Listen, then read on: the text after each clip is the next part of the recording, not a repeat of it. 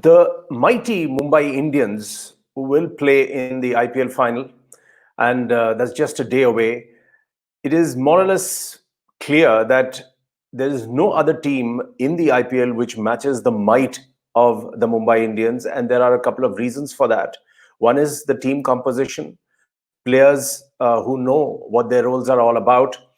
Their opening uh, batting pair is absolutely rock solid. Middle order is very strong.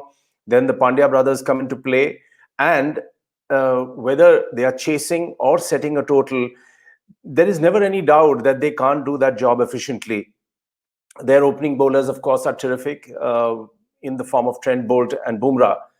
Uh, so when they take on Delhi Capitals, obviously the dice is very heavily loaded against DC. That everybody knows. DC would be hoping and really praying that after being beaten in 3 matches in this IPL pretty badly by MI, this is one match that they can take away. But here the focus is on MI, and I'll take you through some of those points. We are talking about the fact that where Mumbai Indians are concerned, they have entered their 6th IPL final, and MI has won the IPL title 4 times, and they are the defending champions. It's a terrific record. They won the IPL titles in 2013, 2015, 2017, and 2019. They are the defending champions in any case. And the only time that they were beaten in a final was in 2010, and they lost to Chennai Super Kings in the finals. There is a comparison also, I feel, that are they the Real Madrid of the Champs League for their consistency of winning, for their incredible power that they exude, and the play that they bring into focus. There is also a comparison with soccer, I feel, where when you talk about the top teams like Man U, Chelsea, the moment they are a goal down, the way they fight back, that is the sign of a great team. So if Mumbai Indians at any given point in time during the course of a match, they encounter a problem, their ability to bounce back is huge, and it's very aggressive, powerful, and that is the kind of approach that they have. Another interesting fact is that in 2010, 2013, 2015, and 2019, MS Dhoni was leading CSK against the Mumbai Indians. In 2017, Dhoni was at the rising Pune Super Giants, and there again, MI defeated them in the final. This would be the first final where they are not up against a man called MS Dhoni, which is a bit of an interesting trivia. I thought I would share this with you. The statistics that they have generated as a team are pretty scary. In all, their players have hit 136s compared to Delhi Capitals 84. 136s compared to Delhi Capitals, who have scored 84. The opening pair is, of course, the powerful but the canny Quentin de Kock, and Rohit Sharma would be more or less playing with him. Rohit Sharma's playing in this IPL towards this fag end is a bit of a mystery, because he has been dropped, as you all know, from the Australia tour so far because of a hamstring injury. So why is he pushing himself constantly and playing, despite the fact that the BCCI chief, Saurav Ganguly, said so? Sunil Gavaskar also sort of hinted that he should take his time, but clearly there are other things on his mind. He's not in the best of form, but this is the opening pair. Surya Kumar Yadav, 60 boundaries and 10 sixes, and that epic gesture of his against RCB, that I am there, Mahuna types. So Surya Kumar Yadav is now being talked about hugely as an India prospect, and many like Dilip Vengsarkar also went on record to say that it's a mystery why Surya hasn't been picked up. But suffice to say that he is in great form and would be another worry for DC.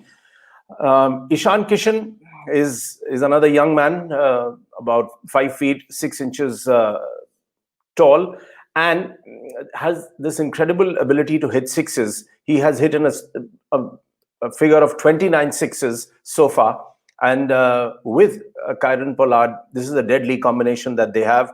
So Ishaan Kishan, his fielding, some of the catches that he has taken are incredible.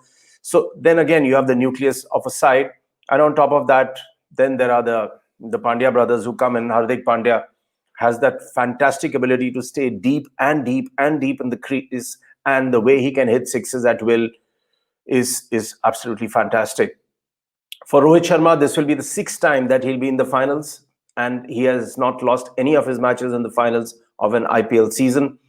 His first final was in 2009 with the Deccan Chargers, and they went on to lift the trophy by defeating RCB. Rohit has made a couple of interesting points, and I want to quickly take you through that because I totally believe in what he's saying, which is that he talks about momentum. This is something that all the cricket experts keep talking about, that keep the momentum going. It's easier said than done. What is momentum? Momentum is basically when you're playing well, keep that drift going. Do not relax. Do not relax even for a moment, and keep telling yourself that this is a good ride that we are having as a team, and nothing will happen to ensure that it flags off. It is also that a phrase which is used to basically denote that do not let the opposition back into the game. That is very, very crucial.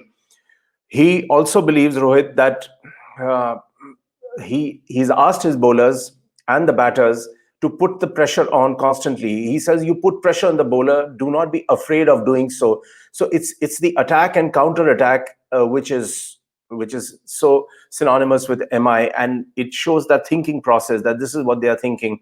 Their squad depth and clear-cut roles for the players is also terrific.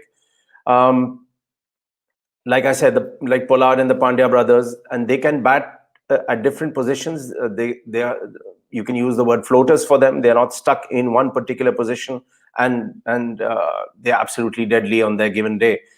The role setting of Mumbai is important. The strength of versatility in their ranks is important. And if you want to talk about as a specific example, then Ishaan Kishan, for instance, he's excelled both as an opener and at number 4 this season, so he can move around. Rohit has gone on record to say that you play with 11 members and all are different, so you've got to maximize all those guys in the best possible way you can.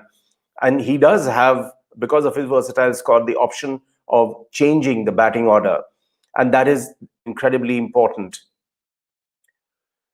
So towards the end, there is, what I would like to say is that where Rohit Sharma is concerned as a skipper, he has a team that knows that they are sticking to certain plans. Their roles are very well defined. Their ability is huge. Each of the players can be a match winner on their any given day. So even if you knock off 4 or 5 of their top batsmen, there are others coming from behind who can really take the match forward.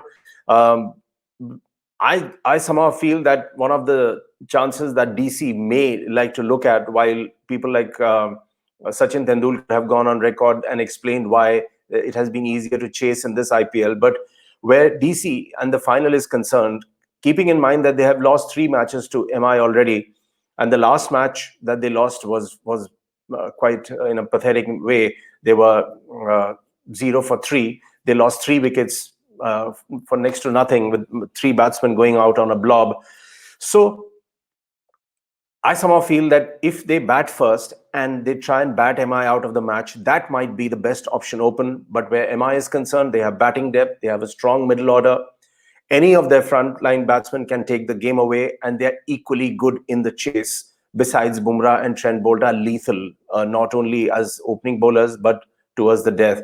It is going to be a very tough call for DC, and where MI is concerned, they would want to notch up one more IPL final title. And for Rohit Sharma, it just might be a signature for other things to come. We'll have to wait and watch for the final. That's all for now.